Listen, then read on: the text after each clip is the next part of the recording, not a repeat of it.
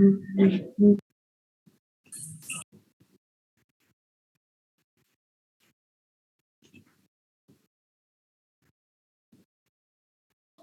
তো থাকবে না। হ্যালো, ক্যামেরা থাকবে।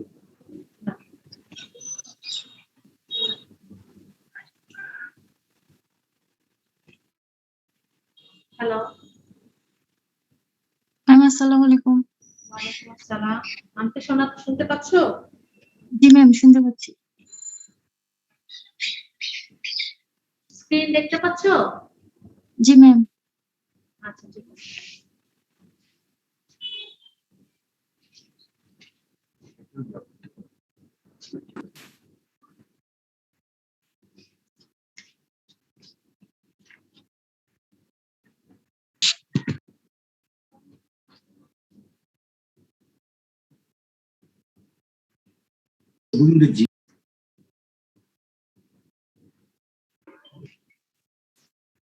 আচ্ছা আজকে আমরা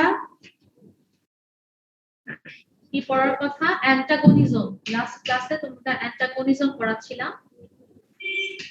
অ্যান্টাগনিজম কাকে বলে? অ্যান্টাগনিস্ট আর অ্যান্টাগনিজম কিন্তু এক না, ঠিক আছে? তোমরা যেটা ঝামেলা করো, অ্যান্টাগনিস্ট হচ্ছে গিয়ে একটা ড্রাগ রিসেপ্টরের সাথে বাইন্ড করবে, তার অ্যাফিনিটি আছে কিন্তু কোনো এফিকাসি নাই। যেমন আলফা রিসেপ্টরের অ্যান্টাগনিস্ট হচ্ছে প্রাজোসিন, বিটা রিসেপ্টরের অ্যান্টাগনিস্ট হচ্ছে প্রোপানোলল।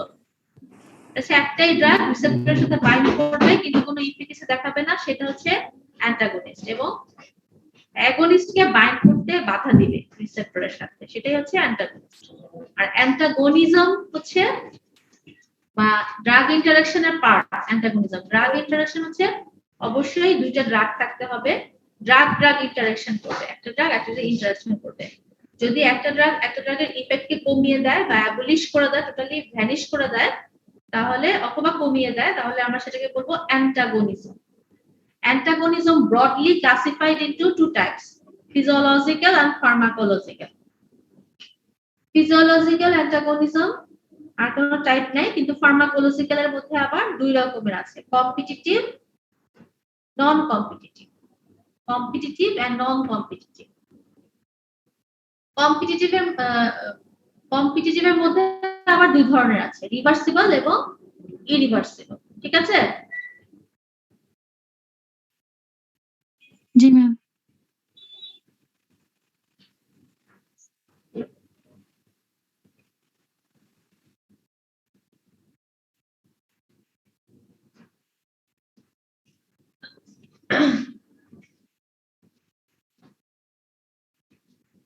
এবং যদি রিসেপ্টর ছাড়া আরো কোনো অ্যান্টাগনিজম আছে কিনা, তখন বলবো আছে আরো দুই ধরনের অ্যান্টাগনিজম, যেমন ফিজিক্যাল অ্যান্টাগনিজম এবং কেমিক্যাল অ্যান্টাগনিজম। তো ফার্স্টে রিসেপ্টর ছাড়া যে অ্যান্টাগনিজম, সেটার एग्जांपल গুলো একটু দিয়ে দেই। ফিজিক্যাল অ্যান্টাগনিজম যেমন চারকোল। অ্যালকালয়েড পয়জনিং হলে চারকোল যদি দেওয়া যায়, চারকোল কি করে? অ্যালকালয়েডকে অ্যাবজর্ব করে, ফলে অ্যালকালয়েডের অ্যাবজর্পশনটা প্রিভেনশন হয়। ফলে অ্যালকালয়েড আর অ্যাবজর্ব হতে পারে না, তাহলে অ্যালকালয়েড পয়জনিং এ আমরা চারকোল ইউজ করি। তাহলে অ্যালকালয়েড একটা ড্রাগ, চারকোল একটা ড্রাগ। অ্যালকালয়েড পয়জনিং হচ্ছে চারকোল দিলাম, চারকোল কি করলো? অ্যালকালয়েডের অ্যাবজর্পশন কমিয়ে দিল, ফলে অ্যালকালয়েডের অ্যাকশনটা কমে গেল, অ্যাবলিশ হয়ে গেল। তাহলে এক্ষেত্রে এখানে দুইটা ড্রাগ, তাহলে এটা হচ্ছে কিভাবে কাজ করছে? ফিজিক্যাল প্রপার্টির মাধ্যমে কাজ করছে, সো এটা ফিজিক্যাল অ্যান্টাগনিজম। কেমিক্যাল অ্যান্টাগনিজম হচ্ছে হেপারিন এবং প্রোটামিন। হেপারিন যদি ওভারডোজ দেওয়া যায়, ওভারডোজ কেউ দিয়ে ফেলে, তাহলে কি হবে? ব্লিডিং হবে। তাহলে এটাকে প্রিভেন্ট করার জন্য আমরা বা হেপারিনকে অ্যান্টাগনাইজ করার জন্য আমরা প্রোটামিন সালফেট ইউজ করি। তখন এখানে যে রিঅ্যাকশনটা হয়, এটা হচ্ছে কেমিক্যাল নিউট্রালাইজেশন হয়। Heparin positive charge, protamine negative charge, positive নেগেটিভে নিউট্রালাইজেশন হয়ে যায়। এটা হচ্ছে কেমিক্যাল অ্যান্টাগনিজম, এটা কেমিক্যাল রিঅ্যাকশন হয় এখানে। ঠিক তেমনি আরেকটা एग्जांपल হচ্ছে আয়রন। আয়রন যদি ওভারডোজ হয়ে যায়, আমরা ডেসফেরুক্সামিন অ্যান্টিডট ইউজ করি। ডেসফেরুক্সামিন প্লাস আয়রন, এখানে একটা কেমিক্যাল অ্যান্টাগনিজম তৈরি হয়, ফলে আয়রনের অ্যাবজর্পশন হয় না, আয়রনের টক্সিসিটি হয় না। নেক্সট আসো যেটা বললাম যে ব্রডলি ক্লাসিফাইড রিসেপ্টরের যদি অ্যান্টাগনিজম হয় রিসেপ্টর লেভেলে, তাহলে এটা broadly classified into two types, physiological and pharmacological. Physiological এর আরেকটা পার্ট হচ্ছে ফাংশনাল অ্যান্টাগনিজম। ফিজিওলজিক্যাল এর মধ্যে আরেকটা পার্ট হচ্ছে ফাংশনাল অ্যান্টাগনিজম। ফিজিওলজিক্যাল হচ্ছে যখন দুইটা রিসেপ্টর আলাদা আলাদা ভাবে কাজ করবে, দুইটা ড্রাগ আলাদা আলাদা রিসেপ্টরের সাথে বাইন্ড করবে এবং সেম ফিজিওলজিক্যাল অ্যাকশনকে অপোজ করবে, সেটাই হচ্ছে ফিজিওলজিক্যাল অ্যান্টাগনিজম। যেমন কি হচ্ছে ইনসুলিনের কাজ কি ব্লাড গ্লুকোজ লেভেল কমানো, আর গ্লুকাগনের কাজ কি ব্লাড গ্লুকোজ লেভেল বাড়ানো।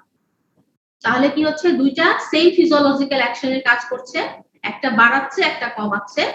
ইনসুলিন এক রিসেপ্টর, গ্লুকাগন আরেক রিসেপ্টর। সো এখানে হচ্ছে দুই রিসেপ্টরের সাথে বাইন্ড করবে, সেম ফিজিওলজিক্যাল অ্যাকশনকে অ্যান্টাগোনাইজ করবে। তারপর যেমন ধরো অ্যাসিটাইল কোলাইন হার্টে কি থাকে M2 রিসেপ্টর, এর কাজ কি হার্ট রেট কমানো। আর অ্যাড্রেনালিনটা কি সিম্প্যাথেটিক ড্রাগ, এটা বিটা 1 এর উপর হার্ট রেট বাড়ায়। তাহলে same heart rate, same physiological action, heart rate একটা বাড়াচ্ছে একটা কমাচ্ছে, দুই ড্রাগ দুই রিসেপ্টর। তাহলে এটা হচ্ছে একটা ফিজিওলজিক্যাল অ্যান্টাগনিজম। আর ফিজিওলজিক্যাল অ্যান্টাগনিজম কখন ফাংশনাল বলবা? ফাংশনাল তখনই বলবো যখন আমি ড্রাগ দিব। যেমন ইনসুলিন গ্লুকাগন এটা আমার বডিতেই আছে, এটা ফিজিওলজিক্যাল অ্যান্টাগনিজম। অ্যাসিটাইল কোলাইন অ্যাড্রেনালিন বডিতেই আছে, এটা ফিজিওলজিক্যাল অ্যান্টাগনিজম। এখন যদি আমি অ্যাসিটাইল কোলাইনের অ্যাকশন কোনো কারণে বেড়ে যায়, হার্ট রেট কমে যায়, তখন আমি অ্যাড্রেনালিন বাইরে থেকে দেই অ্যাজ এ ড্রাগ, তখন হয়ে যাবে এটা ফাংশনাল অ্যান্টাগনিজম। যেটা আমরা অ্যাড্রেনালিন দিলে কি হয় বলতো? অ্যাড্রেনালিনের অ্যাডভার্স ইফেক্ট হচ্ছে কি শকে না, সরি, অ্যাড্রেনালিনের ইন্ডিকেশন হচ্ছে আমরা কোন শকে ইউজ করি অ্যাড্রেনালিন? অ্যানাফাইলেকটিক শক কেন হয়? এখানে একটা ইমিউনোগ্লোবুলিন ই তৈরি হয় এবং হিস্টামিন রিলিজ হয়। হিস্টামিন কি করে? হিস্টামিন আমাদের বডির হিস্টামিন, এটা এন্ডোজেনাস। এই হিস্টামিনটা ব্রঙ্কাসের H1 রিসেপ্টরের সাথে বাইন্ড করে ব্রঙ্কো কনস্ট্রিকশন করে এবং ব্লাড ভেসেলসের H1 রিসেপ্টরের সাথে বাইন্ড করে এটা ভেসোডাইলেটেশন করে। ভেসোডাইলেটেশন করলে ব্লাড প্রেশার কমে যায়, পেশেন্ট শকে চলে যায়, এদিকে তার শ্বাস নিতে পারে না কারণ ব্রঙ্কো কনস্ট্রিকশন। এখন আমি ট্রিটমেন্ট করব অ্যাড্রেনালিন দিয়ে। অ্যাড্রেনালিন কি করবে? হার্টের ব্লাড ভেসেলসের আলফা 1 এর সাথে বাইন্ড করে ভেসো কনস্ট্রিকশন করবে, ফলে পেরিফেরাল ভাস্কুলার রেজিস্ট্যান্স বাড়বে, ব্লাড প্রেশার বাড়বে। আর ওদিকে ব্রঙ্কাসের বিটা 2 এর সাথে বাইন্ড করে সে ব্রঙ্কো ডাইলেটেশন করবে। তাহলে দেখো এক অ্যাড্রেনালিন দুই রিসেপ্টরের সাথে বাইন্ড করছে, হিস্টামিনের অ্যাকশনকে অপোজ করতেছে। হিস্টামিন হচ্ছে H1 আর অ্যাড্রেনালিন হচ্ছে বিটা 2 এবং আলফা 1। তাহলে এই ক্ষেত্রে তোমার এটা হচ্ছে ফাংশনাল অ্যান্টাগনিজম, বিকজ অ্যাড্রেনালিন হচ্ছে বাইরে থেকে আমি ড্রাগ দিচ্ছি। এটা ফিজিওলজিক্যাল অ্যান্টাগনিজম কিন্তু এটা অ্যাকচুয়ালি ফাংশনাল, কারণ বাইরে থেকে ড্রাগ দেওয়া হচ্ছে। ঠিক আছে, তাহলে এই গেল তোমাদের যদি কোশ্চেন আসে যে অ্যাড্রেনালিনের রোল কি অ্যানাফাইলেকটিক শকে, তাহলে তোমাদের দুইটা পয়েন্টে বলতে হবে। It binds to the alpha 1 receptor, vasoconstriction করে ব্লাড প্রেশার বাড়ায়। আবার it binds to the beta 2 receptor, bronchodilatation করে ব্রঙ্কো কনস্ট্রিকশনকে প্রিভেন্ট করে, ব্রঙ্কোডাইলেটেশন করে। তাহলে এটা দুই ভাবে কাজ করছে অ্যাড্রেনালিন। আচ্ছা, এই প্রসঙ্গে আরেকটা কোশ্চেন চলে আসে যে এখানে নরঅ্যাড্রেনালিন দেওয়া যেত কিনা অ্যানাফাইলেকটিক শকে। উত্তরটা কি হবে? তোমাদের ম্যাডাম পড়াইছে বিটা 2 নাই যে এখানে, সো এখানে নরঅ্যাড্রেনালিন বা ডোপামিন দুইটাই কিন্তু ব্লাড প্রেশার বাড়াতে পারতো, কিন্তু সে ডোপামিন বা নরঅ্যাড্রেনালিন ব্রঙ্কো ডাইলেট করতে পারে না, বিকজ তাদের বিটা 2 ইফেক্টটা নাই। সো ডোপামিন এবং নরঅ্যাড্রেনালিন দেওয়া যাচ্ছে না। তারপর চলে আসো তোমার ফার্মাকোলজিক্যাল অ্যান্টাগনিজম। ফাংশনাল অ্যান্টাগনিজম বলছি, ফাংশনাল বলবো তখনই যখন বাইরে থেকে ড্রাগ দিব। ফার্মাকোলজিক্যাল অ্যান্টাগনিজম হচ্ছে broadly divided into two types, competitive এবং নন কম্পিটিটিভ। আচ্ছা, ফিজিওলজিক্যাল হচ্ছে অলওয়েজ নন কম্পিটিটিভ, কোনো কম্পিটিশন নাই, always non competitive. Physiological always non competitive because আলাদা আলাদা রিসেপ্টর, কোনো কম্পিটিশন নাই কারোর সাথে কারো। ফার্মাকোলজিক্যাল দুই ধরনের, কম্পিটিটিভ এবং নন কম্পিটিটিভ। কম্পিটিটিভ আবার দুই ধরনের, রিভার্সিবল এবং ইরিভার্সিবল। এখন আসো এক্সাম্পল গুলা। ফার্মাকোলজিক্যাল অ্যান্টাগনিজম মানে হচ্ছে সেম রিসেপ্টরের সাথে বাইন্ড করবে এবং একটা ইফেক্টকে অ্যান্টাগোনাইজ করবে। যেমন অ্যাসিটাইল কোলাইন। অ্যাসিটাইল কোলাইন কি করে? N2 এর উপর কাজ করে হার্ট রেট কমায়। আবার অ্যাট্রোপিন যদি দাও M2 এর উপর কাজ করে হার্ট রেট বাড়াবে। সেম রিসেপ্টরের উপর সাথে বাইন্ড করে, একটা অ্যাগনিস্ট একটা অ্যান্টাগনিস্ট। এবং সেই ক্ষেত্রে তোমার এখানে কি হচ্ছে? Competitive reversible antagonism. কেন রিভার্সিবল বলছি? কেন বলছি? আমি যদি কোনো কারণে অ্যাসিটাইল কোলাইনের ডোজ আরো বাড়িয়ে দেই তাহলে সে অ্যান্টাগনিস্টকে অ্যাট্রোপিনকে ধাক্কা দিয়ে সরিয়ে দিতে পারবে, এটাকে বলা হয় সারমাউন্ট, রিপ্লেস করতে পারবে সে অ্যান্টাগনিস্টকে। যদি কোনো কারণে আমি অ্যাসিটাইল কোলাইনের অ্যাকশনকে, অ্যাসিটাইল কোলাইনের হার্ট রেট কমালো, আমি অ্যাট্রোপিন দিলাম, অ্যাট্রোপিন দিলে হার্ট রেট বাড়লো। এখন আমি যদি অ্যাসিটাইল কোলাইনের ডোজ আরো বাড়িয়ে দেই, অ্যাগনিস্টের ডোজ, তাহলে অ্যান্টাগোনাইস্ট কি হবে? অ্যান্টাগনিস্টকে সে ধাক্কা দিয়ে সরিয়ে দিবে সিট থেকে, যে শক্তিশালী তাকে সরিয়ে দিবে, দুর্বলটাকে সরিয়ে দিবে। অ্যাট্রোপিনের ডোজ কম, অ্যাসিটাইল কোলাইনের ডোজ অনেক বাড়িয়ে দিলাম, ফলে অ্যাট্রোপিনকে সরিয়ে দিল। এটা হচ্ছে সারমাউন্টেবল। যেহেতু সারমাউন্টেবল, কথাটা হচ্ছে সারমাউন্টেবল বা রিপ্লেস করতে পারছে, তাহলে এটাকে আমি বলবো রিভার্সিবল। এই কারণে আমি এটাকে বলবো কম্পিটিটিভ রিভার্সিবল অ্যান্টাগনিজম। ক্লিয়ার? যেমন অ্যাড্রেনালিন এবং প্রোপানল। অ্যাড্রেনালিন বিটা 2 এর উপর বাইন্ড করে ব্রঙ্কোডাইলেটেশন করে, প্রোপানল বিটা 2 এর সাথে বাইন্ড করে ব্রঙ্কোকনস্ট্রিকশন করে। এখন আমি প্রোপানল দিলাম, শ্বাসকষ্ট শুরু হয়ে গেল। আমি যদি অ্যাড্রেনালিন দেই তাহলে তো সে ব্লক, অ্যাগনিস্ট তো আমি জানি যে অ্যান্টাগনিস্টের কাজ কি? অ্যাগনিস্টকে বাধা দেয় রিসেপ্টরের সাথে বাইন্ড করতে। কিন্তু আমি যদি অ্যাড্রেনালিনের ডোজ অনেক বাড়িয়ে দেই তাহলে সে অনেক শক্তিশালী হয়ে যাবে, তখন সে অ্যান্টাগনিস্টকে রিপ্লেস করতে পারবে বা সারমাউন্ট করতে পারবে। ঠিক আছে? তাহলে অ্যাগনিস্টের ডোজটাকে বাড়িয়ে দিলে কাজ হতে পারে, রিপ্রেসেবল হতে পারে, সেটাকে বলতেছি আমি competitive reversible antagonism. Acetylcholine, atropine, adrenaline, propranolol same মেকানিজমে কাজ করছে। যদি আমি ডোজ বাড়িয়ে দিই অ্যাসিটাইল কোলাইন বা অ্যাড্রেনালিনের, তাহলে অ্যাসিটাইল কোলাইন অ্যাট্রোপিনকে রিপ্লেস করবে, অ্যাড্রেনালিন প্রোপানলকে রিপ্লেস করবে। আচ্ছা, এটাকে বলছে তোমার কম্পিটিটিভ রিভার্সিবল অ্যান্টাগনিজম। এটার চিত্রটা কেমন হয়? তোমাকে এরকম কিছু দিবে না, কোনো লেখা দিবে না, শুধু এরকম একটা চিত্র দিবে, ইফেক্ট, ডোজ, এরকম তিনটা কার্ভ দিবে। তোমাকে বলবে যে অ্যান্টাগনিস্ট, সারমাউন্টেবল, রিভার্সিবল, এগুলা কিছু থাকবে না লেখা। তো এরকম একটা ট্রেসিং দিবে, একটা কার্ভ দিবে, ইফেক্ট আর ডোজ। এখানে হচ্ছে ইফেক্ট, নিচে হচ্ছে ডোজ। এখন তোমাকে বলতে হবে এটা কিসের ছবি, কিসের চিত্র? তুমি বলবা কম্পিটিটিভ রিভার্সিবল অ্যান্টাগনিজমের চিত্র। Competitive reversible antagonism. এটা এখানে বলবে যে এই কার্ভটা দেখো ডান দিকে মুভ করছে, প্যারালালি ডান দিকে মুভ করছে। প্রথম নীলটা, দেন পিঙ্ক, পিঙ্কটা কোন দিকে মুভ করছে? প্যারালালি ডান দিকে। দেন সবুজ, গ্রিন কালারটা প্যারালালি ডান দিকে। তাহলে দিস কার্ভ, এটা কম্পিটিটিভ রিভার্সিবল অ্যান্টাগনিজমের কার্ভটা কিরকম হয়? ডোজ রেসপন্স কার্ভটা parallel shifting, parallel shifting to the right, parallel shifting to the right. কেন? জিজ্ঞাসা করবে কেন parallel shifting, why there is parallel shifting of the dose response curve। ধরো অ্যাগনিস্ট তুমি একা দিলা, এই ডোজে দিলা, রেসপন্স পেলা। এখন আমি অ্যান্টাগনিস্ট দিলাম, ফলে অ্যাগনিস্টের আর অ্যাকশন পাওয়া যাচ্ছে না। অ্যাগনিস্টের অ্যাকশন পেতে হলে আপনি কি করতে হবে? অ্যাগনিস্টের ডোজ বাড়াতে হবে। ডোজ কোন দিকে যাবে? রাইট।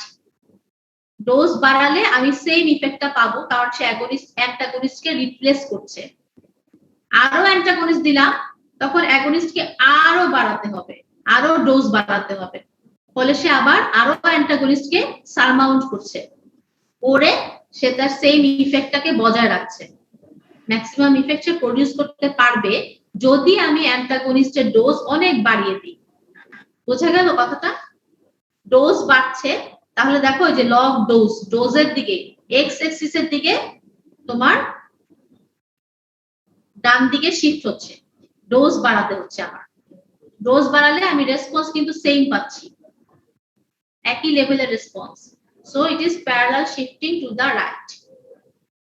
সো কম্পিটিটিভ রিভার্সিবল অ্যান্টাগনিজমের ডোজ রেসপন্স কার্ভটা কেমন হয়? Parallel shifting to the right. কেন হয়? বিকজ আমি ওই সেম ইফেক্ট পাওয়ার জন্য অ্যাগনিস্টের ডোজটাকে বাড়িয়ে দিলে অ্যাগনিস্ট অ্যান্টাগনিস্টকে সারমাউন্ট করতে পারবে। সারমাউন্ট মানে রিপ্লেস করতে পারবে। সারমাউন্ট কথাটা আছে কিনা তোমাদের খাতায় দেখা হবে এবং মুখে তোমরা সারমাউন্ট কথাটা বলছো কিনা শোনা হবে। সারমাউন্ট কথাটা বলতে হবে, কারণ এটা বইয়ের কথা তো। তাহলে to get the effect of agonist, the dose of the agonist should increase that surmount the antagonist. As the যেহেতু ডোজটা বাড়ছে, so it shifted to the right, parallelly shifted to the right. Is it clear to everyone? কোন জায়গাটায় সমস্যা একটু বলো, আবার বলি।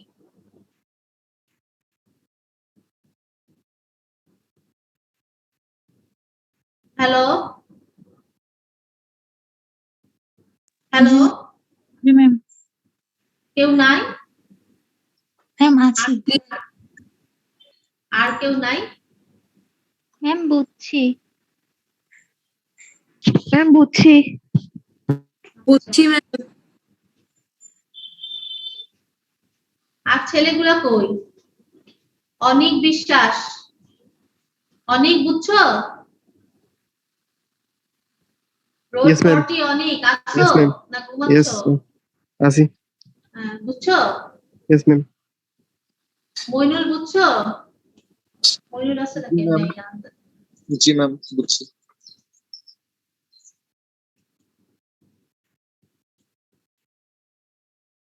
তাহলে প্যারালাল শিফটিং হচ্ছে। এখন দেখো কম্পিটিটিভ রিভার্সিবল বললাম, আরেকটা কারণ আছে কম্পিটিটিভ ইরিভার্সিবল। এটা কি রকম? Competitive irreversible. ইরিভার্সিবল হচ্ছে এখানে অ্যান্টাগনিস্ট রিসেপ্টরের সাথে কোভ্যালেন্ট বন্ডে বাইন্ড আছে। কোভ্যালেন্ট বন্ড খুব শক্ত বন্ড, তোমাদের আগে বলছিলাম কোভ্যালেন্ট বন্ড হচ্ছে শক্ত বন্ড। শক্ত বন্ডের সাথে বাইন্ড করা আছে, অ্যান্টাগনিস্টকে আর সরানো যাচ্ছে না। এখন আমি অ্যাগনিস্টের ডোজ বাড়াতে থাকলে কি হবে?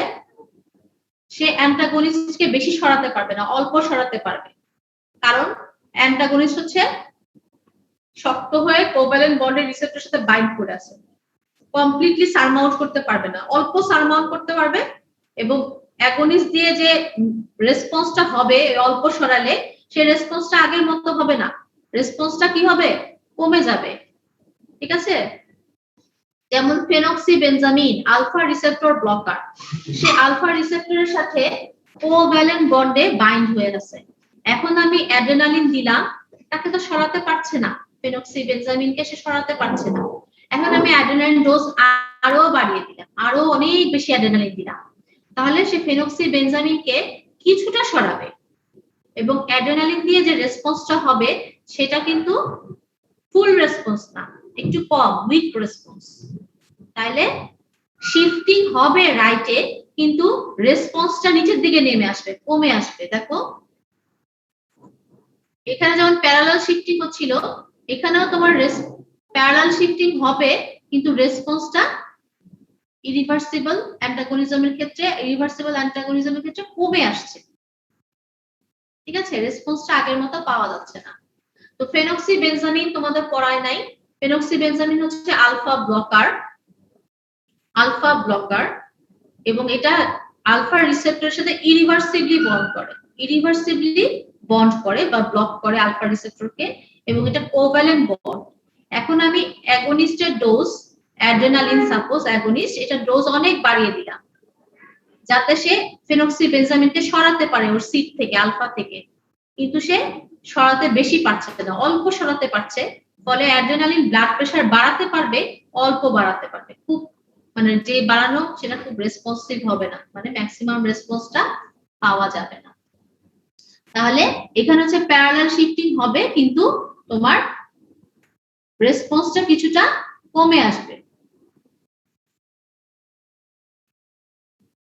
আরেকটা হচ্ছে নন কম্পিটিটিভ। তাহলে কম্পিটিটিভ রিভার্সিবল গেল, ইরিভার্সিবল গেল। ইরিভার্সিবল কিন্তু একটাই এক্সাম্পল তোমরা মনে রাখবে, ফেনক্সিবেনজামিন এবং অ্যাড্রেনালিন। তারপর আসে নন কম্পিটিটিভ। নন কম্পিটিটিভ হচ্ছে কোনো কম্পিটিশন হবে না কিন্তু সেম রিসেপ্টর। এটা কিভাবে সম্ভব? যখন রিসেপ্টরের একাধিক বন্ডিং সাইট থাকবে, কি বলা হয় অ্যালোস্টেরিক সাইট। একটা রিসেপ্টরে এনজাইমে যেমন অ্যালোস্টেরিক সাইট থাকে, রিসেপ্টরে এরকম সাইট থাকে, একাধিক সাইট। এক সাইটে অ্যাগনিস্ট বসবে, একই রিসেপ্টরের আরেকটা সাইটে গিয়ে অ্যান্টাগনিস্ট বসবে, সেম রিসেপ্টরের সাথে বাইন্ড করবে একটা রিসেপ্টরের দুইটা সাইটে। ফলে কি হবে? অ্যাগনিস্টের অ্যাকশনকে say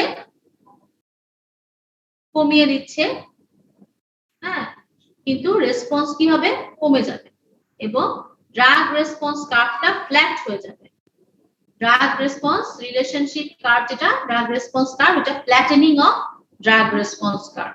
this type of antagonist not act by competiting with the agonist, এখানে কম্পিটিশন হবে না, but act by prevention of receptor activation, either bind with the allosteric site of the same receptor or by the post receptor event. যেমন হেক্সামেথোনিয়াম এবং অ্যাসিটাইলকোলাইন। অ্যাসিটাইলকোলাইন হচ্ছে NM রিসেপ্টরের সাথে bind করে, কোথায়? Neuromuscular জাংশনে NM এর সাথে বাইন্ড করে। এনএম এর আরেকটা সাইটে অ্যান্টাগনিস্ট হেক্সামেথোনিয়ামও বাইন্ড করে। ফলে হেক্সামেথোনিয়াম হচ্ছে অ্যান্টাগনিস্ট, এনএম অ্যান্টাগনিস্ট সেম রিসেপ্টরের সাথে বাইন্ড করবে আলাদা সাইটে। ফলে কি হবে? অ্যাসিটাইলকোলাইন যেমন সোডিয়াম চ্যানেলকে ওপেন করছিল, সোডিয়াম ঢুকছিল এনএম এর ভিতরে, ডিপোলারাইজেশন হচ্ছিল, হেক্সামেথোনিয়াম কি করবে? এই ডিপোলারাইজেশনকে ব্লক করে দেবে।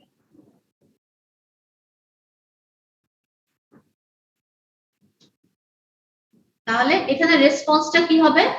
অ্যাসিটাইলকোলাইনের কার্ভটা ফ্ল্যাট হয়ে যাবে, রেসপন্সটা কমে যাবে। এখানে দেখাচ্ছে দুইটা সাইড, যেমন একটা এনএম রিসেপ্টর, এখানে অ্যাসিটাইলকোলাইন দুইটা সাইডে বাইন্ড করে। ঠিক এরকম একই রিসেপ্টরের মধ্যে একটাতে অ্যাগনিস্ট বাইন্ড করবে, আরেকটাতে অ্যান্টাগনিস্ট বাইন্ড করবে। কোনো কম্পিটিশন নাই, নন কম্পিটিটিভ, কোনো কম্পিটিশন নাই। অ্যাগনিস্টের অ্যাকশনটাকে সে অ্যান্টাগনাইজ করবে কম্পিটিশন ছাড়াই। সেম রিসেপ্টরের সাথে বাইন্ড করবে, অ্যালোস্টেরিক সাইটে বাইন্ড করবে, অথবা পোস্ট রিসেপ্টর ইভেন্ট হবে, এটা আমি পরে বলছি।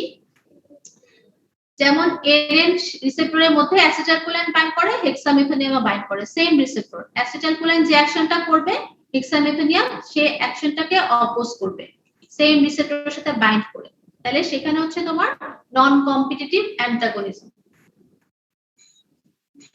অ্যান্টাগনিস্ট লিখছি না, এটা অ্যান্টাগনিজম, নন কম্পিটিটিভ অ্যান্টাগনিজম। আচ্ছা, আর আরেকটা হচ্ছে পোস্ট রিসেপ্টর ইভেন্ট, এটাও non competitive. Post receptor event রিসেপ্টরে না, রিসেপ্টর লেভেলে না, রিসেপ্টর লেভেলের পরে মলিকুলার লেভেলে গিয়ে এটা অ্যান্টাগনিজম করবে। এটা কিরকম? যেমন নর অ্যাড্রেনালিন আলফা 1 এর সাথে বাইন্ড করে ভেসোকনস্ট্রিকশন করে, এটা আমরা এক কথায় জানি কিনা বলো? নর অ্যাড্রেনালিন আলফা 1 এর সাথে বাইন্ড করে ভেসোকনস্ট্রিকশন করে, এটা জানো কিনা ইনফরমেশনটা? জি ম্যাম। জি ম্যাম। এখন এটার মলিকুলার লেভেলে চলে যাও। আলফা 1 হচ্ছে জিকিউ, আগে বলছিলাম জিএস জিআই জিকিউ। জিকিউ মানে এখানে কি তৈরি হচ্ছে? ইনোসিটল ট্রাইফসফেট এন্ড ডাইএসাইল গ্লিসারল। ইনোসিটল ট্রাইফসফেট আবার কি করে? ইন্ট্রাসেলুলার ক্যালসিয়ামকে বাড়িয়ে দেয়, ক্যালসিয়াম ক্যালমোনিলিন কমপ্লেক্স তৈরি হয়। ফলে ক্যালসিয়ামের কাজ হচ্ছে কোনো কিছু কন্ট্রাক্ট করা। তাহলে তোমার ভাস্কুলার স্মুথ মাসেলে তখন ক্যালসিয়ামের কনসেন্ট্রেশন যখন বাড়বে তখন সে কন্ট্রাক্ট করবে। তাহলে ভেসো কনস্ট্রিকশন কিভাবে হচ্ছে? ডিরেক্টলি তুমি এক কথা জানো যে আলফা 1 এর সাথে বাইন্ড করে ভেসো কনস্ট্রিকশন হচ্ছে, দুই কথায় বলো, মলিকুলার লেভেলে বলো। আলফা 1 এর সাথে যখন বাইন্ড করে সেটা হচ্ছে জিকিউ লেভেলে, হ্যাঁ, জিকিউ লেভেলে চলে যায়। জিকিউ মানে কি? এখানে সেকেন্ড মেসেঞ্জার তৈরি হয়, ইনোসিটল ট্রাইফসফেট ডাইএসাইল গ্লিসারল। সেখানে কি হয়? ফসফোলাইপেজ লেভেলে চলে যাবে, সেখানে আবার ইন্ট্রাসেলুলার ক্যালসিয়াম বাড়বে, ইন্ট্রাসেলুলার ক্যালসিয়াম আলটিমেটলি ভেসোকনস্ট্রিকশন করবে। এটা আমি মলিকুলার লেভেলে একটু ভিতরে গিয়ে বললাম। আবার তুমি ডিরেক্টলি আরেকটা, এই যখন নরঅ্যাড্রেনালিন দিলে একটা পেশেন্টকে, ব্লাড প্রেশার বাড়লো পেশেন্টের, এখন তুমি একটা ক্যালসিয়াম চ্যানেল ব্লকার দাও পেশেন্টকে, যেমন নিফিডিপিন একটা ড্রাগ, যেটা হচ্ছে ক্যালসিয়াম চ্যানেল ব্লকার। সে ক্যালসিয়াম চ্যানেলকে ব্লক করে দেয় ভেসেলসে। এখন সে গিয়ে নিফিডিপিন ক্যালসিয়াম চ্যানেলকে ব্লক করে দিল। ওই যে নরঅ্যাড্রেনালিন পোস্ট রিসেপ্টর ইভেন্টে গিয়ে ইন্ট্রাসেলুলার ক্যালসিয়ামকে বাড়িয়ে ভেসোকনস্ট্রিকশন করছে, নিফিডিপিন দিলে এখন কি হলো, ক্যালসিয়াম ব্লক হয়ে গেল, ফলে ক্যালসিয়াম আর ঢুকতে পারছে না ভিতরে, ফলে ক্যালসিয়াম আর থাকছে না, ফলে ভেসো ডাইলেটেশন হচ্ছে। এটা কিন্তু রিসেপ্টর লেভেলে না, এটা হচ্ছে রিসেপ্টরের একটু ভিতরের লেভেলে, একটু মলিকুলার লেভেলে। তাহলে এটাকে বলছি আমি পোস্ট রিসেপ্টর ইভেন্টে নন কম্পিটিটিভ অ্যান্টাগনিজম। এটাও সেম ফিজিওলজিক্যাল অ্যাকশনে চলছে, সরি সেম ফার্মাকোলজিক্যাল অ্যাকশনে চলছে, ফার্মাকোলজিক্যাল অ্যান্টাগনিজম, বাট এটা পোস্ট রিসেপ্টর ইভেন্ট। ঠিক আছে, এই এক্সাম্পল গুলো তোমাদের লাগবে, যেমন ফিজিওলজিক্যাল এর এক্সাম্পল বলো, একটা ফাংশনাল এর এক্সাম্পল বলো, একটা কম্পিটিটিভ রিভার্সিবল এর এক্সাম্পল বলো, একটা কম্পিটিটিভ ইরিভার্সিবল এর অ্যান্টাগনিজম বলো, একটা ফার্মাকোলজিক্যাল নন কম্পিটিটিভ এর এক্সাম্পল বলো। ফার্মাকোলজিক্যাল নন কম্পিটিটিভ এক্সাম্পল দুইটা, একটা হচ্ছে রিসেপ্টর লেভেলে হেক্সামেথোনিয়াম এবং অ্যাসিটাইলকোলাইন, আর একটা হচ্ছে পোস্ট রিসেপ্টর ইভেন্টে নরঅ্যাড্রেনালিন এবং নিফিডিপিন। অ্যামলোডিপিন, নিফিডিপিন এটা তোমরা কার্ডিওভাস্কুলার সিস্টেমে পড়বা, দে আর ক্যালসিয়াম চ্যানেল ব্লকার, তারা ব্লাড প্রেশার কমায়, অ্যান্টি হাইপারটেনসিভ ড্রাগ। সেটা তাহলে ওরা পোস্ট রিসেপ্টর নরঅ্যাড্রেনালিন যদি দাও, ওই পেশেন্ট নরঅ্যাড্রেনালিন দিলা, নিফিডিপিনও দিলা, তাহলে নরঅ্যাড্রেনালিন ব্লাড প্রেশার বাড়ায়, ভেসোকনস্ট্রিকশন করে, নিফিডিপিন ব্লাড প্রেশার কমায়, ভেসোডাইলেটেশন করে। কিন্তু এটা কোন জায়গায় হচ্ছে, রিসেপ্টর লেভেলে হচ্ছে না, এটা পোস্ট রিসেপ্টর লেভেলে হচ্ছে ঘটনা। সো এটা নন কম্পিটিটিভ ফার্মাকোলজিক্যাল অ্যান্টাগনিজম।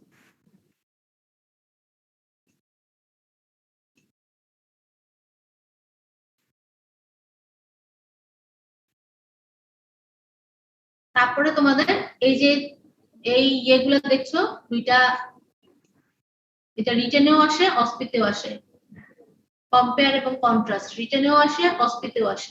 আবার বলছি, রিটেনেও আসে, অস্পিতেও আসে। ফার্মাকোলজিক্যাল ড্রাগ অ্যান্টাগনিজম এবং ফিজিওলজিক্যাল ড্রাগ অ্যান্টাগনিজমের মধ্যে পার্থক্য। ফার্মাকোলজিক্যাল কম্পিটিটিভ নন কম্পিটিটিভ হতে পারে, কিন্তু ফিজিওলজিক্যাল অলওয়েজ নন কম্পিটিটিভ, কারণ ফিজিওলজিক্যাল আলাদা আলাদা রিসেপ্টর, কোনো কম্পিটিশন নাই।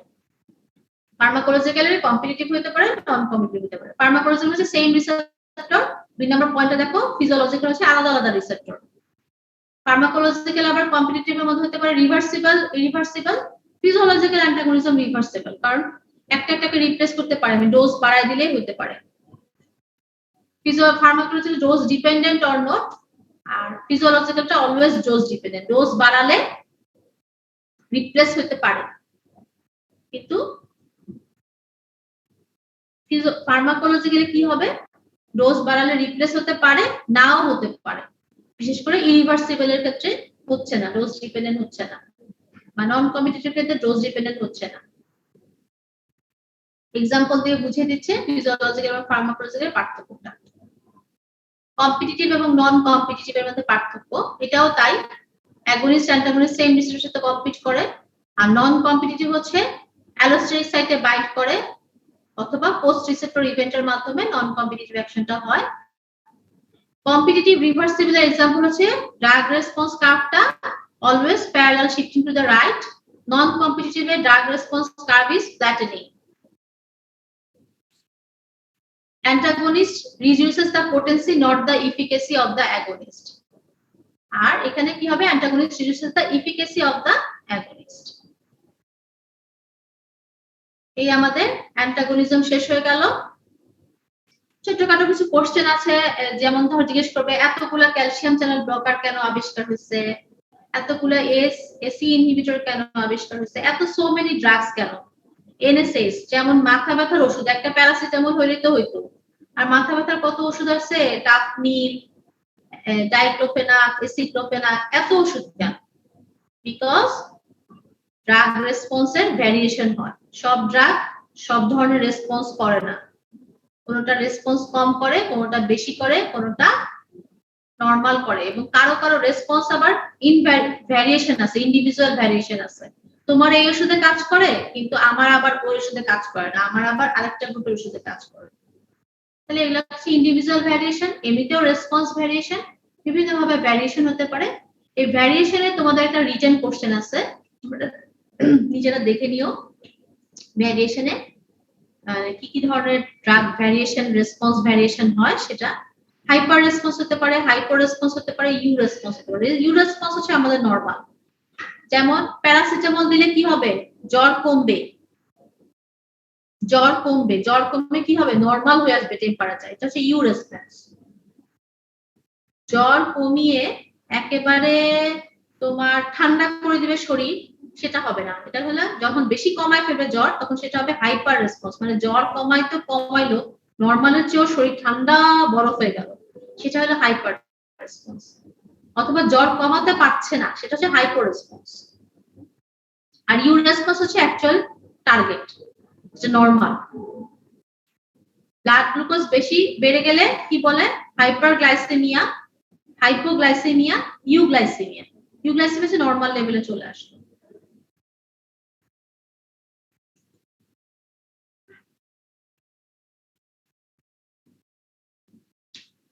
কি কি ধরনের সিলেক্টিভিটি হতে পারে ড্রাগের, এগুলো ছোটখাটো ভাইবা কোশ্চেন বলো, রিটেন কোশ্চেন বলো, এটা একটু তোমাদের জেনে রাখতে হবে, পড়ে রাখতে হবে। যেমন সিলেক্টিভিটি, অ্যানাটমিক্যাল সিলেক্টিভিটি হতে পারে। সালবুটামল, সালবুটামল একটা ড্রাগ আছে, এটা কি ব্রঙ্কোডাইলেটর, বিটা 2 এর সাথে বাইন্ড করে বিটা 2 অ্যাগনিস্ট ব্রঙ্কোডাইলেটেশন করে। এখন এটার অনেক অ্যাডভার্স ইফেক্ট, বিটা 2 যা যা জায়গায় আছে সেই সব জায়গায় গিয়ে সে, যদি আমি ওরালি খাই তাহলে সে শুধু লাংসে যাবে না ব্রঙ্কোডাইলেট করার জন্য, বিটা 2 যেসব জায়গায় আছে সব জায়গায় চলে যাবে এবং অ্যাডভার্স ইফেক্ট বাড়বে। সো আমি কি করলাম, অ্যাডভার্স ইফেক্ট কমানোর জন্য অ্যানাটমিক্যাল সিলেক্টিভ করলাম। মানে অ্যানাটমিক্যাল মানে শুধু লাংসে এটাকে দিব, এটা যেন অন্য জায়গায় না যায়। অন্য জায়গায় না যায়, শুধু লাংসে দেওয়ার উপায় কি, এটাকে আমি ইনহ্যালেশনাল রুটে দিব, তাহলে এটা অ্যানাটমিক্যাল সিলেক্টিভিটি হলো। ঠিক আছে। ধরো তোমার স্কিনে প্রবলেম হলো, তুমি একটা ওরাল ড্রাগ না খেয়ে সরাসরি স্কিনে টপিক্যাল ড্রাগ দাও, তাহলে এটা ডিরেক্টলি আমি অ্যানাটমিক্যাল সিলেক্টিভিটি হলো। কেমিক্যাল সিলেক্টিভিটি কি রকম, কেমিক্যাল সিলেক্টিভিটি হচ্ছে মরফিন আর কোডেইন, তোমরা পড়ছো কোডেইন থেকে মরফিন হয়, মরফিন আর কোডেইন কাছাকাছি ড্রাগ, এটা তোমরা প্রোড্রাগে পড়ছিলাম মনে হয়। By adding methyl group, codeine by adding methyl group less potent. Codeine, codeine হচ্ছে মরফিনের প্রজাতি, কিন্তু কোডেইনের পোটেন্সি অনেক কম। কোডেইন ড্রাগটা আমরা কি জন্য খাই, এটা আমরা কফ সিরাপ হিসেবে ইউজ করি। এখন কোডেইন কিন্তু মরফিন গ্রুপের ড্রাগ, কিন্তু এটার পোটেন্সি অনেক কম, কারণ এখানে একটা মিথাইল গ্রুপ অ্যাড করা হয়েছে, ফলে এটার পোটেন্সি অনেক 10 গুণ কমে গেছে। তাহলে এটা কেমিক্যাল সিলেক্টিভিটি হলো। আমি মরফিন জাতীয় ড্রাগটাকে কেমিক্যাল সিলেক্টিভিটি করে এটাকে আমি লেস পোটেন্সি বানাইয়া এটা অন্য পারপাসে ইউজ করছি। আবার আসো ফার্মাকোলজিক্যাল সিলেক্টিভিটি, এটা কি রকম, এটা হচ্ছে প্রোপানোলোল। প্রোপানোলোল ড্রাগটা হচ্ছে beta blocker. Beta blocker, beta কয় ধরনের আছে, বিটা 1, বিটা 2, বিটা 3। প্রোপানোলোল হচ্ছে 3টা রিসেপ্টরের সাথে বাইন্ড করে, এটা হচ্ছে নন সিলেক্টিভ। নন সিলেক্টিভ বিটা 1, বিটা 2, বিটা 3 তিনটার সাথে বাইন্ড করে, নন সিলেক্টিভ। নন সিলেক্টিভ মানে নির্দিষ্ট কোনো সিলেকশন নাই, সে সবগুলোর সাথে বাইন্ড করে, একাধিক রিসেপ্টরের সাথে বাইন্ড করে, বিটা 1, বিটা 2, বিটা 3 প্রোপানোলোল। এখন তার অ্যাডভার্স ইফেক্ট বেশি হবে না কম হবে,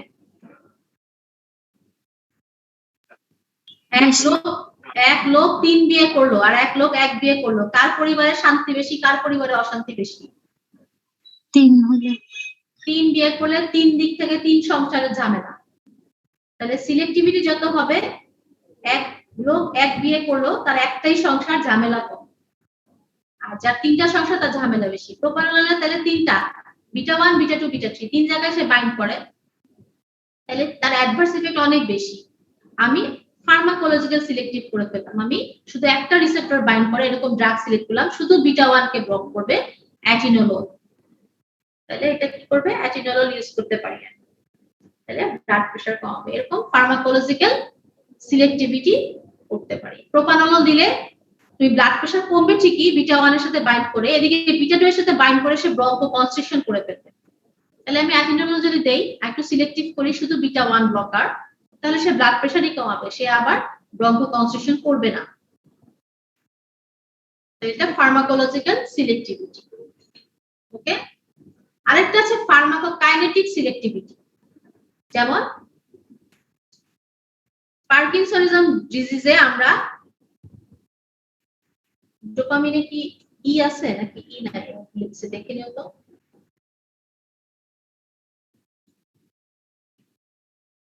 ডোপামিন পার্কিনসনিজম একটা ডিজিজ আছে, সেখানে বেজাল গ্যাংলিয়াতে ডোপামিনের অভাব হয়, ডেফিসিয়েন্সি হয় ডোপামিনে। ডোপামিনের ডেফিসিয়েন্সির কারণে হাত পা কাঁপে।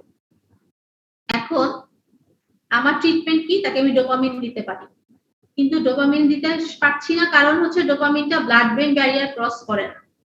এই কারণে আমি প্রোড্রাগ তোমরা অলরেডি পড়ছো, প্রোড্রাগ লেভোডোপা দেই, যাতে সে ব্লাড ব্যারিয়ার ক্রস করে ব্রেইনে যেয়ে তারপর সে বায়ো ট্রান্সফরমেশন হয়ে ডোপামিনে কনভার্ট হয়।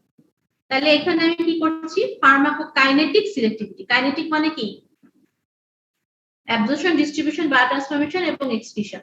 তাহলে এখানে আমি ব্লাড ব্রেন ব্যারিয়ারকে ক্রস করাচ্ছি, এক ধরনের ডিস্ট্রিবিউশন করাচ্ছি, তাহলে এটা ফার্মাকোকাইনেটিক সিলেক্টিভিটি। লেভোডোপাকে আমি ব্রেইনের ভিতর ঢুকাচ্ছি, তারপর এটা ডোপামিন হবে, তারপর এটা কাজ করবে পার্কিনসনিজম। তাহলে এটা হচ্ছে ফার্মাকোকাইনেটিক সিলেক্টিভিটি। তাহলে সিলেক্টিভিটি কয় ধরনের আছে, anatomical selectivity, chemical selectivity, pharmacological selectivity এবং ফার্মাকোকাইনেটিক সিলেক্টিভিটি। এর প্রত্যেকটা एग्जांपल তোমাদের মাথায় থাকা লাগবে। তাহলে আজকে এই পর্যন্ত আমাদের ফার্মাকোডাইনামিক কমপ্লিট হলো। ঠিক আছে, তোমাদের কোনো কোশ্চেন আছে কিনা ফার্মাকোডাইনামিক নিয়ে, বা আইটেম দেওয়া শুরু করছো কিনা ফার্মাকোডাইনামিকে? শুরু হয়েছে আইটেম? জি ম্যাম। এরকম কোনো কোশ্চেন পাইছো যেটা বোঝো নাই, স্যার ম্যামরা ধরছে আমি বুঝি নাই, বা আমাকে এটা পড়ানো হয় নাই, বা এই জিনিসটা আমি বোঝা হয় নাই, এরকম কিছু ছিল কি?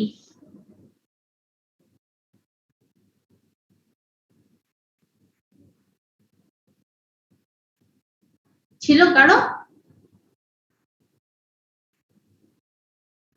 যে স্যার বা ম্যাডাম এটা ধরছে আমাকে, লেকচারাররা আমি এটা তো বুঝি নাই, বা এটা আমাকে ম্যাডাম আপনি পড়ান নাই, এরকম কিছু ছিল কি?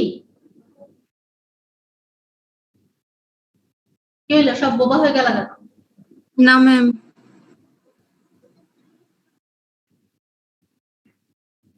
অরুণিমা, এরকম কিছু ছিল কি? না ম্যাম।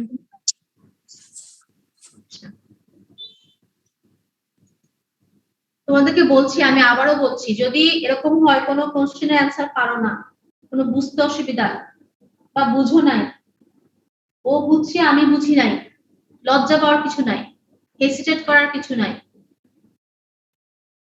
আমাদেরকে জিজ্ঞাসা করবা। যদি আমরা নাও জানি, আমরা জানতে পারবো সবকিছু তো আমরা জানি না, অনেক কিছু আমরা জানি। তো আমরাও করা হবে, তোমরাও খুঁজবো, আমরাও খুঁজবো, খুঁজে বের করবো জিনিসটা কি। ঠিক আছে, তাহলে আমার ফার্মাকোডাইনামিক শেষ। একটু আমি একটু চেঞ্জ করছি, এটা তোমাদের অ্যাডভার্স ড্রাগ রিঅ্যাকশন নেক্সট শুরু করব।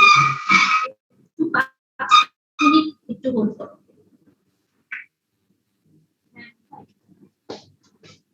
ওয়ালাইকুম আসসালাম।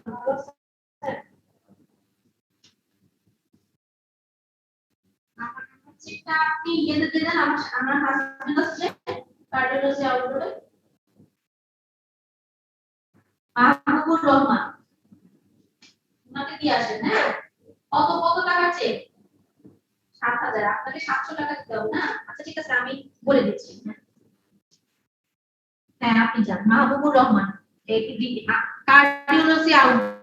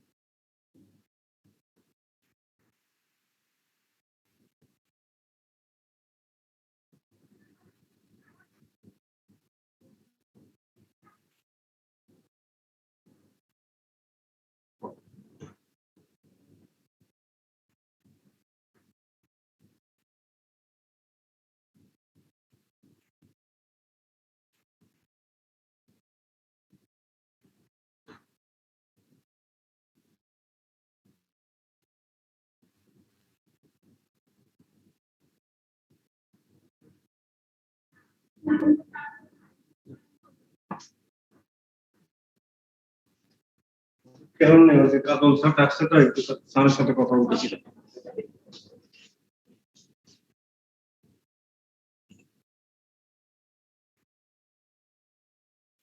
হ্যালো এটা না ম্যাডাম? হ্যাঁ এটা আমাকে একটু দিয়ে দাও বলে ইয়ে আসবে তোমার কাছে চেক নিয়ে অফিস হয়ে হ্যালো, আসসালামু আলাইকুম। হ্যালো, হ্যাঁ বলেন।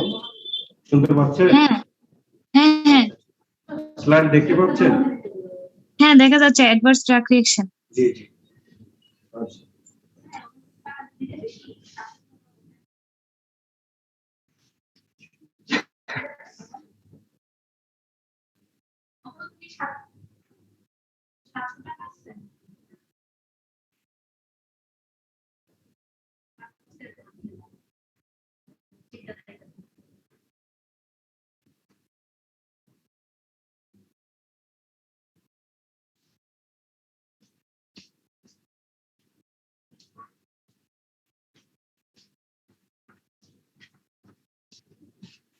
হ্যালো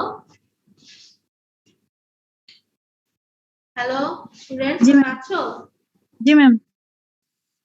অ্যাডভার্স ড্রাগ রিঅ্যাকশন আজকে শুরু করি অ্যাডভার্স ড্রাগ রিঅ্যাকশন কি জিনিস অ্যাডভার্স ড্রাগ রিঅ্যাকশনের ডেফিনিশনটা যেহেতু WHO ডেফিনিশন সুতরাং এটা আমাদের হুবহু লাগবে বলছি যে কিছু কিছু ডেফিনেশন ফার্মাকোলজিতে সব ডেফিনেশন লাগে না কিছু কিছু ডেফিনেশন হুবহু লাগে যেমন ড্রাগের ডেফিনেশন প্লাজমা হাফ লাইফের ডেফিনেশন তারপর যেমন ধরো যে অ্যাডভার্স ড্রাগ রিঅ্যাকশনের ডেফিনেশন এগুলা কিছু কিছু যে রেসপন্স দিয়ে আছে ডেফিনেশন যে হুবহু লাগে অন্যগুলো এত লাগে না তুমি বুঝে বলতে পারবে এটা WHO definition এটা তোমার হুবহু লাগবে it is a response of to a drug which is noxious and unintended and which occurs at dose normally used in men for the prophylaxis diagnosis or therapy of disease or for the modification of physiological functions this is adverse drug reaction মানে একটা noxious এবং unintended যেটা আমি চাচ্ছি না এবং noxious একটা response হয় নরমালি ডোজেই হয় নরমাল ডোজেই হয় যেটা আমি প্রোফাইলাইসিস হিসেবে দিতে পারি পেশেন্টকে ডায়াগনোসিস হিসেবে দিতে পারি অথবা থেরাপির জন্য দিতে পারি যেটা কারণে দেই না কেন নরমাল ডোজেই এটা একটা আনইনটেন্ডেড বা নক্সাস রেসপন্স দিবে সেটাই হচ্ছে অ্যাডভার্স ড্রাগ রিঅ্যাকশন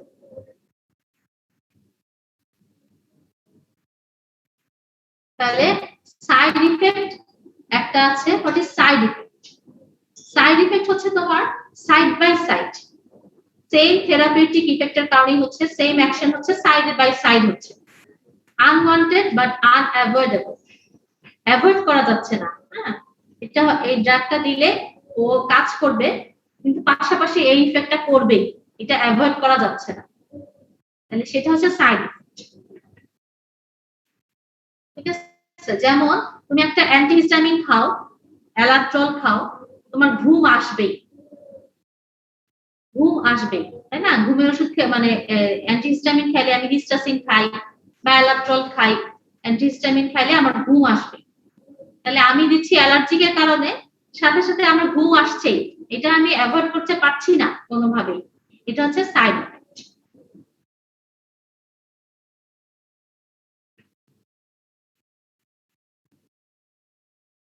যেমন কোডেইন একটু আগে বলছিলাম কোডেইন হচ্ছে অ্যান্টিটুসিভ ড্রাগ অ্যান্টিটুসিভ মানে অ্যান্টিটাসিভ বলো বা অ্যান্টিটুসিভ বলো এটা হচ্ছে কফ সাপ্রেসেন্ট কফ সিরাপ কোডেইন এখন আর ইউজ হয় না আর কোডেইন কি হয় বডিতে গিয়ে মরফিন হয়ে যায় কোডেইন টু মরফিন কোডেইন হচ্ছে প্রোড্রাগ বা active drug into another active metabolite যেটা তোমার বায়োট্রান্সফরমেশন সেক্টরে পড়ছো active drug into another active metabolite এটা কি রকম codeine to morphine codeine biotransformation হয়ে মরফিনে কনভার্ট হয় কোডেইন হচ্ছে একটা অ্যান্টিটুসিভ ড্রাগ বা অ্যান্টিটাসিভ ড্রাগ যেটাই বলো কফ সাপ্রেসেন্ট করে সেন্ট্রালি এটা কফ সাপ্রেসেন্ট করে এটা সেন্ট্রাল লেভেলে করে মানে ব্রেইন লেভেলে করে এখন এই ড্রাগটা তুমি বডিতে যে মরফিন হয়ে যাবে মরফিন হচ্ছে অ্যাডিকটিং ড্রাগ অ্যাডিকশন হয় তাহলে কোডেইন খাইলে আমার অ্যাডিকশন হবে এখন কোডেইন আবার এই জাতীয় ড্রাগগুলা মরফিন এবং কোডেন এরা কি করে কনস্টিপেশন করে ঠিক আছে।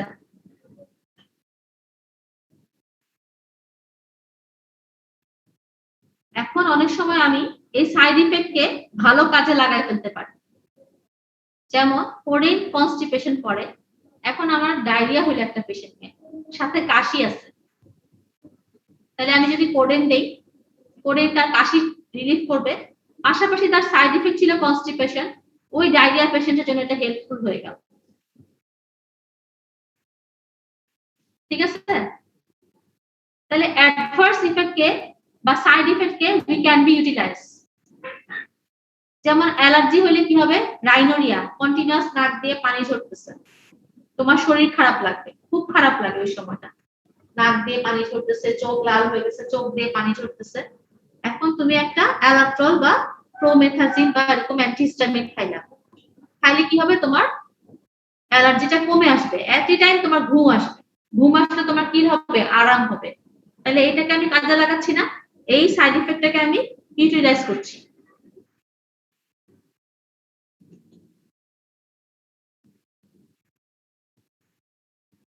ঠিক আছে, সাইড ইফেক্ট হচ্ছে সাইড বাই সাইড হতে পারে, side effect can be utilised, অনেক সময় ইউটিলাইজ করা যায়। এক্সাম্পল দাও, তোমাকে এক্সাম্পল দিয়ে বুঝিয়ে দিতে হবে। সাইড ইফেক্ট কাকে বলে, সাইড বাই সাইড, যেটা হবে, যেটা অ্যাভয়েড করা যাবে না, এটা হচ্ছে সাইড। আরেকটা ইফেক্ট আছে, নাম বলছি আমরা, এটাকে বলি সেকেন্ডারি ইফেক্ট।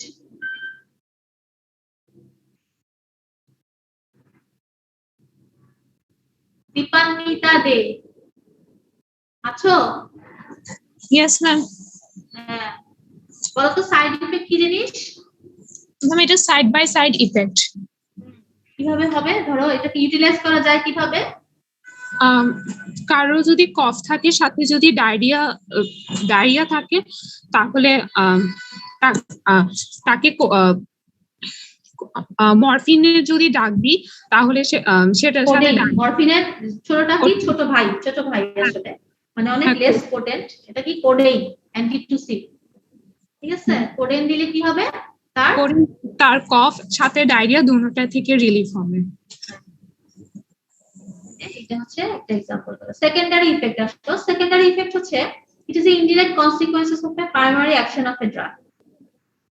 যেমন স্টেরয়েড দিলে কি হবে, স্টেরয়েড দিলে আমি স্টেরয়েড অনেক কাজে দিতে পারি, এটা anti anti inflammatory drug. Steroid anti inflammatory ইফেক্টের জন্য দিচ্ছি, দিলে কি হবে, অনেক সময় হোস্ট ডিফেন্স, মানে আমাদের ডিফেন্সিভ রেসপন্সটা কমে যায়।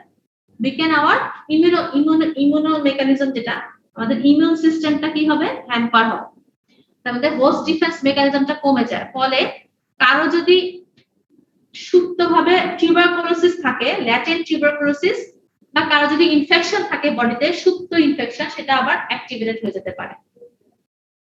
তাহলে এটা হচ্ছে indirect consequences of the primary action of the drug. Steroid দিলে আমাদের কি হয়, হোস্ট ডিফেন্স মেকানিজমটা উইকেন হয়ে যায়, ফলে ল্যাটেন্ট টিউবারকুলোসিস যদি থেকে থাকে অ্যাক্টিভেটেড হয়ে যেতে পারে। এটাকে বলা হয় সেকেন্ডারি ইফেক্ট। এটা ডিরেক্টলি হচ্ছে না, এটা ইনডিরেক্ট কনসিকুয়েন্সেস এর মাধ্যমে হচ্ছে। এরপর আসে টক্সিক ইফেক্ট। টক্সিক ইফেক্ট হচ্ছে তোমার টক্সিক ডোজ, মানে হাই ডোজ অথবা প্রলং অ্যাকশনের কারণে হয়, এবং ডিরেক্ট অ্যাকশন। যেমন প্যারাসিটামল দিলাম, ওভারডোজ হলে লিভার ড্যামেজ হবে। জেন্টামেসিন অনেক সময় ক্র্যানিয়াল নার্ভ ড্যামেজ করে। এগুলো হচ্ছে toxic effect. Adverse drug reaction type,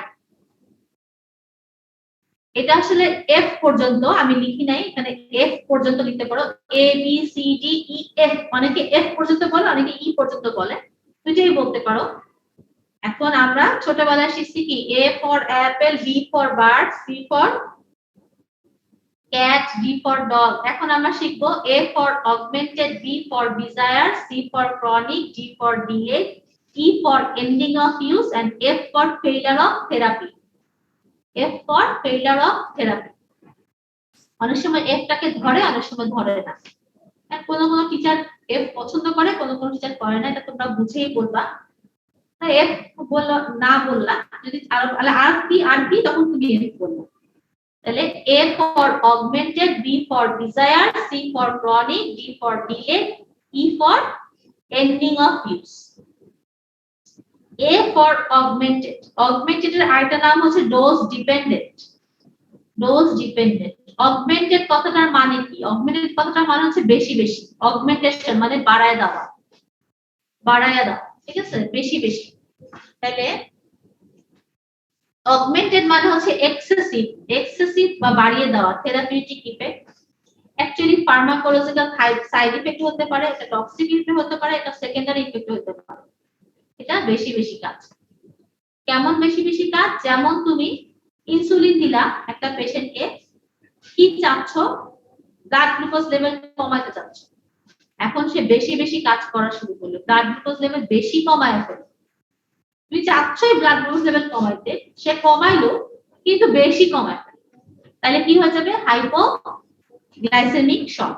তাহলে ইনসুলিনের অগমেন্টেড অ্যাডভার্স ইফেক্ট বা টাইপ এ অ্যাডভার্স ইফেক্ট হচ্ছে হাইপোগ্লাইসেমিক শক। যেটাই আমার ডিজায়ার ইফেক্ট সেটা যদি বেশি বেশি করে ফেলে সেটাই হচ্ছে তোমার অগমেন্টেড অ্যাডভার্স ইফেক্ট। বোঝা গেল? যেটা আমি চাই সেটা যদি বেশি করে ফেলে সেটাই হচ্ছে অগমেন্টেড অ্যাডভার্স ইফেক্ট। কোডেইন দিলা ডায়রিয়া পেশেন্ট, তার কনস্টিপেশন হয়ে গেল, 7 দিন ধরে সে বাথরুমে যায় না, বাথরুম হয় না, তাহলে এটা কি হয়ে গেল? Augmented adverse effect. বোঝা গেল? জি ম্যাম, জি ম্যাম। হেপারিন দিলা, হেপারিন আমার অ্যান্টিকোয়াগুলেন্ট অ্যাকশন।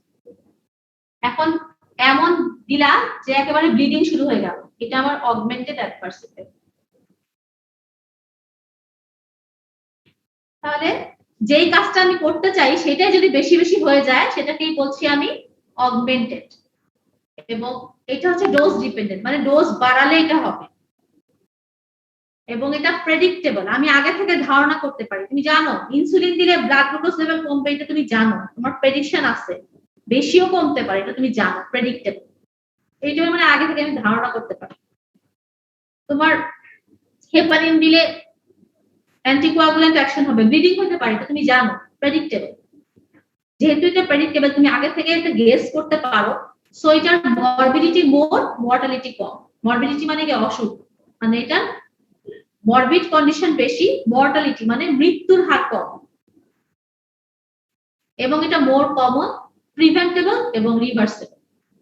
তাহলে what are the criteria of augmented adverse effect? এটা হচ্ছে actually augmented drug effect, excessive drug effect, dose dependent. কেন ডোজ ডিপেন্ডেন্ট তুমি জানো, কারণ ডোজ বাড়ালে এই ঘটনাটা হয়। প্রেডিক্টেবল, আমি আগে থেকে গেস করতে পারি, যেহেতু আগে থেকে গেস করতে পারি so morbidity more, mortality less. এবং এটা মোর কমন, প্রিভেন্টেবল এবং reversible. This are the criteria of a augmented adverse effect. And example হচ্ছে insulin induced hypoglycaemia, heparin induced bleeding,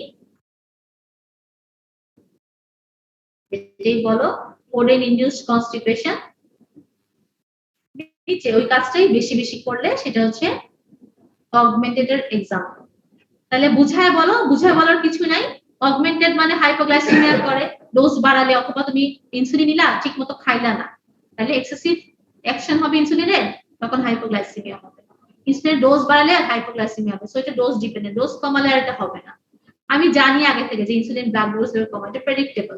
যেহেতু জানি সেহেতু এটা আমি প্রিভেন্টিভ অ্যাকশন নিতে পারি, মরবিডিটি মোর, মর্টালিটি লেস। এবং এটা মোর কমন, প্রিভেন্টেবল এবং reversible.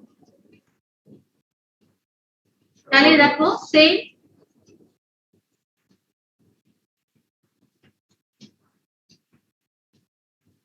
for the process and prevention of type A adverse drug reaction is the same receptor effector coupling mechanism. Same receptor effector coupling mechanism মানে drug receptor mechanism টা same রিসেপ্টরের উপরে কাজ করে, beneficial effect দিতে পারে, adverse effect দিতে পারে।